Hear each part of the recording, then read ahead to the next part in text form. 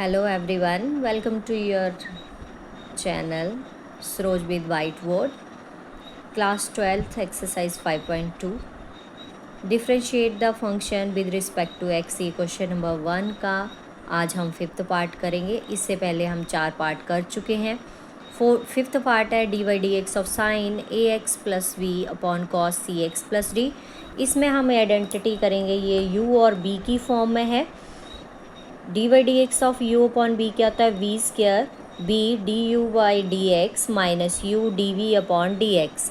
B की जगह पे है कॉस सी एक्स प्लस डी और u है साइन ए x plus v minus u को बाहर रखेंगे, d y d x of b है कॉस सी एक्स प्लस डी और b का होल स्क्वायर कॉस सी एक्स प्लस डी का होल स्क्वायर।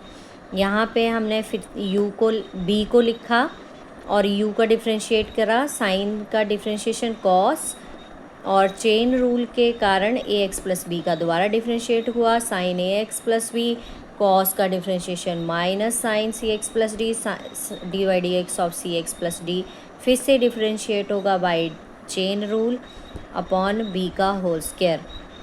ये आया a cos C x plus d cos ये, और ए की differentiation a x plus v की डिफ्रेंशिएशन क्या होगी ए, क्योंकि बी जो है कांस्टेंट है तो ए हमने आगे लिख लिया। इसी तरह यहाँ पे सी एक्स प्लस डी की होगी सी, जिसे हमने आगे लिख लिया।